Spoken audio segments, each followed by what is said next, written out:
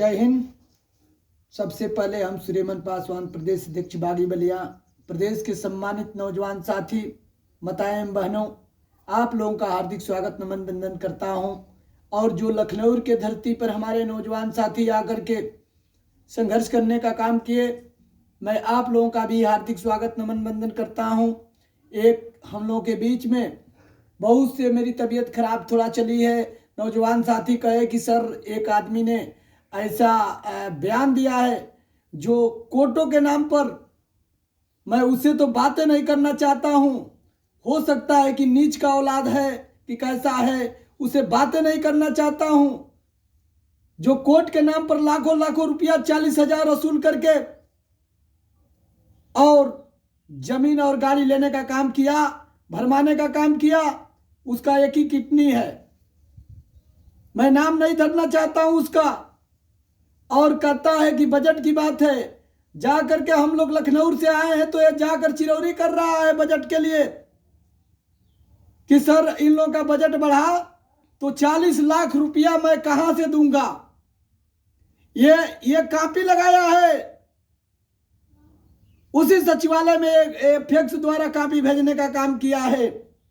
मैं इसको कहना चाहता हूं, जो इतना छोटी छोटी बातों पर टिप्पणी करता है, इसका एक ही किडनी है। ये कितना सच्चाई बोलता है हमको मालूम है। वही गंगा जी में जाकर कसम खा रहा था, जिसका बाप भी मांगकर पेट जिलाता हो, जिसका जजमनका से काम चलता हो, और इतना लंबी लंबी बात बोलता है।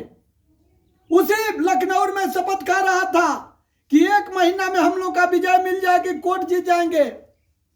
कौन सा कोर्ट जिता दिए भाई? जब एक हजार किस्त लेना था तो 2 दिन पर तारीख पड़ गई थी। मैंने बोला उस समय कि आज दूसरी किस्त लेना है तो 3 दिन पर तारीख पड़ेगी, और इसके बाद जब 24 या 2500 रुपया 3,000 आप लोग जमा कर लेंगे तो 1 से 2 महीना में तारीख पड़ेगी। सभी पैसा 40 लाख रुपया लूटने का काम किया है 1475 आदमी का। मैं इससे कहना चाहता हूं कि आने वाले दिन में एक एक पैसे का जवाब आपको देना पड़ेगा। सिर्फ मैंने भलाई में लगा हूं, नौजवान साथियों के संघर्ष में लगा हूं। हमारे साथियों ने फोन किया कि सर इस पर कुछ बोल दीजिए, नहीं तो वो बहुत फालतू बोल रहा है। मैं कहना चाहता हूं उससे कि जो 15 अगस्त को आपने गोरखपुर ले गया था, इतना तुम्हारी मां ने दूध पिलाई थी, इतना असल का पैदावार में तुम थे, तो शासन प्रशासन ने उसी गोरखपुर चौरी चौरा हमारे साथियों को रोक दिया गया। क्यों नहीं भाई आप पैदल यात्रा गोरखपुर के लिए गया? और पूछ लेना हमारे नौजवान साथियों से कि चौरी चौरा वो लोग उतरे थे। 3 बस हमारे भाइयों को लाद करके इको गार्डन पहुंचा दिया गया। और सुरेमन पासवान जब लखनऊ के धरती पर उतरा तो शासन प्रशासन के साथ बस में नहीं गया, पैदल जाने का काम किया। 5 से 7 किलोमीटर, 10 किलोमीटर। और टिप्पणियां करते हो। मैं बताना चाहता हूं तुमसे, जो वही तुम हो। अरे तुमसे तो बातें नहीं करता हूं कि एक किडनी हार्ट अटैक हो गया, पता चलेगा कि तुम साफ हो जाओगे, तो तुम बचने वाले नहीं हो।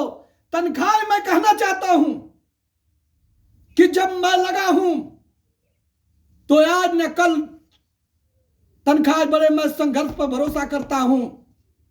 तनख्वाह में वृद्धि करा कर छोड़ूंगा।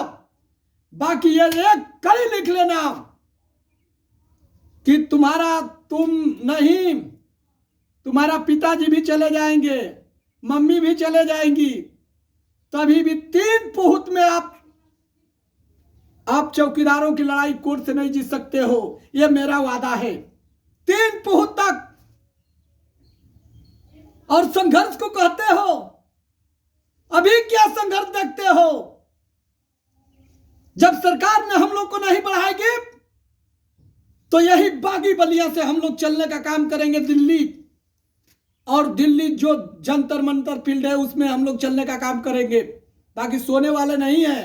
कोर्ट के नाम पर पैसा लेकर के, जमीन खरीद करके और रजिस्ट्री करा करके, चरचक्का खरीद करके सोने वाले हम नहीं हैं।